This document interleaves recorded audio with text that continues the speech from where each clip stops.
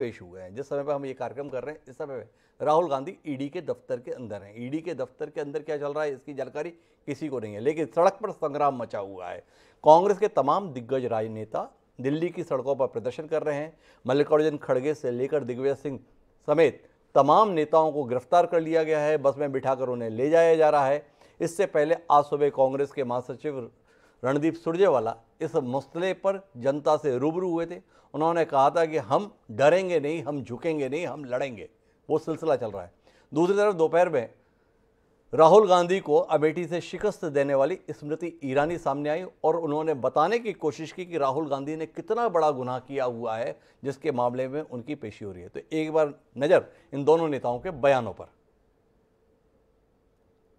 आप और आपका इलेक्शन मैनेजमेंट डिपार्टमेंट अच्छी तरह से जानते हैं कि नेशनल हेराल्ड और यंग इंडियन की एक खोटी चवन्नी भी न कांग्रेस पार्टी ने, न हमारी अध्यक्षा श्रीमती सोनिया गांधी ने, न हमारे नेता श्री राहुल गांधी ने कांग्रेस के किसी नेता या कार्यकर्ता ने आज तक नहीं ली, और न ही नॉट फॉर प्रॉफिट कंपनी से आप तनख्वाह, डिविडेंड या किसी प्रकार की राशि ले सकते।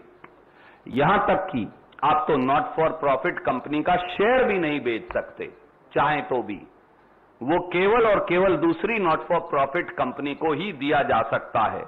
इसलिए national Herald, young India, associated journals limited, आजादी के संग्राम का ये अखबार, ये कांग्रेस नहीं, ये देश की धरोहर है, ये इस देश की विरासत है।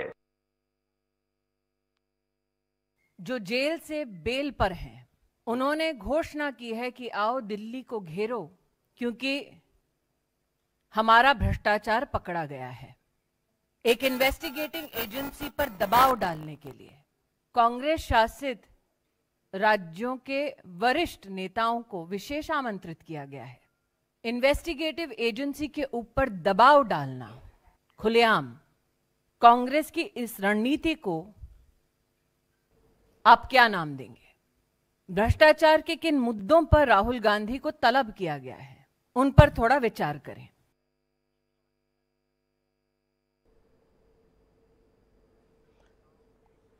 तो दोनों पक्षों के अपने अपने दावे। एक तरफ रणदीप सुरजेवाला हैं जो ये बता रहे हैं कि नेशनल हेराल्ड नाम का अखबार आज़ादी के आंदोलन में अपनी भूमिका के लिए ख्यात रहा। पंडित जवाहरलाल नेहरू ने जिसकी स्थापना की थी वो केवल कांग्रेस पार्टी की धरोहर नहीं बल्कि देश की धरोहर है, और उसे सुरक्षित रखने के लिए अगर हमने कुछ कदम उठाए हैं तो उसको लेकर सवाल उठाना जायज़ नहीं है।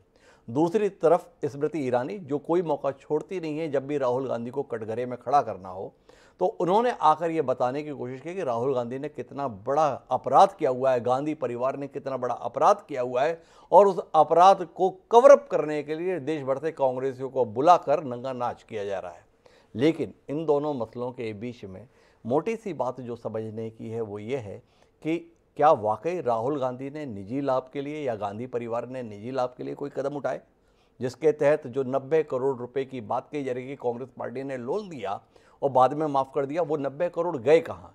इसके संदर्भ में कांग्रेस पार्टी का कहना साफ है कि ये पूरा पैसा कुल मिलाकर नेशनल हेराल्ड के संदर्भ में जो देनदारियां थी एजीएल की, उनको चुकता करने में हुए। 60 करोड़ रुपए तो केवल वहाँ के कर्मचारियों के वेतन भत्ते और उनके पेंशन संबंधी मसलों के भुगतान में खर्च किए गए, और बाकी 30 करोड़ रुपए से भी उसके किराए, बिजली के बिल आदि का भुगतान किया गया।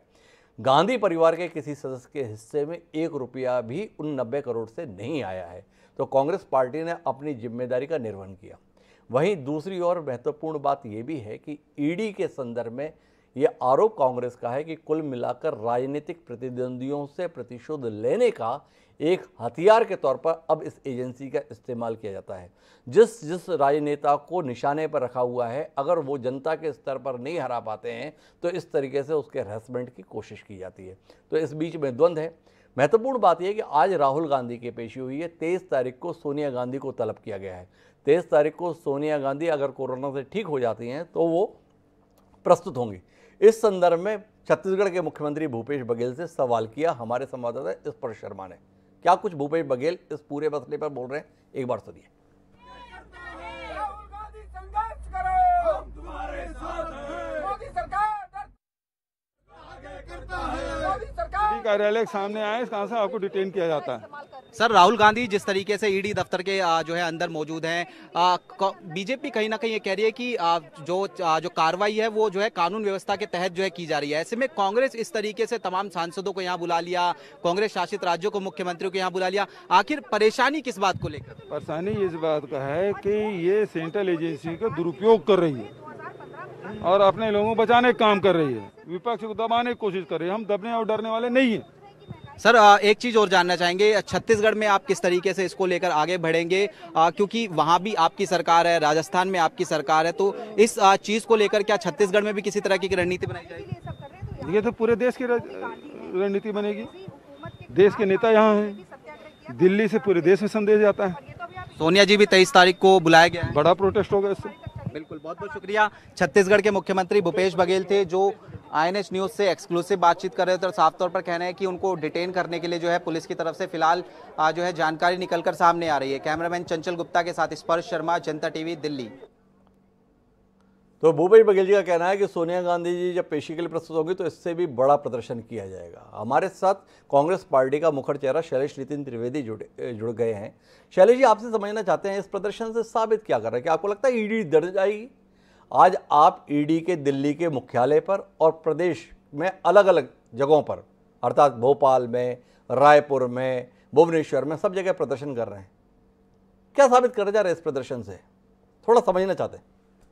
हमारा प्रदर्शन ईडी या इनकम टैक्स या सीबीआई की कार्यवाही को रोकने के लिए नहीं है जी। हमारा प्रदर्शन जिस तरीके से गैर लोकतांत्रिक रवैया है जी मोदी सरकार का, जिस तरीके से मोदी सरकार अपने राजनीतिक विरोधियों को दबाने के लिए, विरोध के स्वरों को कुचलने के लिए इन एजेंसीज का दुरुपयोग करती है, यह अलोकतांत्रिक रवैया है और इसके खिलाफ हम पूरे देश में प्रदर्शन कर रहे हैं। पर शैलेश जी, समझने की बात ये है, हालांकि हमारे साथ छत्तीसगढ़ में नेता प्रतिपक्ष धर्मलाल कौशिक जी भी जुड़ गए, उनके पास मैं जाऊंगा। एक सवाल आपसे समझना चाहता हूं, एजेंसी का दुरुपयोग हो रहा है, देश में संविधान निर्माताओं ने व्यवस्था बनाई थी, ऐसे दुरुपयोग को रुकवाने के लिए अदालत का रास्ता है। आप अदालत जाने के स्थान पर सड़क पर उतरकर क्या साबित करना चाह रहे हैं? अदालत से राहत मिलने की उम्मीद नहीं है? हम एक राजनीतिक दल हैं जी। हमारा काम है जनता के बीच जाना, जनता के बीच काम करना जी। जनता की अदालत में हम अपनी आवाज को रख रहे हैं। हम भारतीय जनता पार्टी की विश्वसनीयता जिस तरीके से समाप्त हो रही है, मोदी सरकार जिस प्रकार से विरोधियों के खिलाफ सरकारी एजेंसियों का दुरुपयोग कर रही है, इसको लेकर हम जनता के बीच जा रहे हैं। और एजेंसियों का दुरुपयोग है, उसके खिलाफ जनता के बीच जा रहे हैं, ये खुला तौर पर कहना है शैलेश नितिन त्रिवेदी का। भूपेश बघेल जी भी यही बात कह रहे हैं और भूपेश बघेल जी की बात का जवाब देने के लिए धर्मलाल कौशिक जी मेरे साथ हैं। धर्मलाल जी, क्या ऐसी नाराजगी है जो एजेंसियों के माध्यम से अब गांधी परिवार को निपटाने की आप कोशिश कर रहे हैं, जैसा कांग्रेसियों का कहना है? वो अपना काम करते रहते हैं जी। और मैं समझता हूँ कि एजेंसियों का निर्माण भी इसी कारण में हुआ है जी कि लोकतंत्र में जिस प्रकार से बातें आती है तो अपना काम करे। ये बोल रहे हैं कि हम राजनीतिक दल हैं, तो राजनीतिक दल ये राजनीति करना चाहते हैं जी। यदि आपत्ति है, ये है तो कोर्ट का दरवाजा खटखटाना चाहिए, न्याय मिलेगा। लेकिन ये राजनीति करना चाहती है, प्रोपोगंडा पूरे देश भर में करना चाहती है।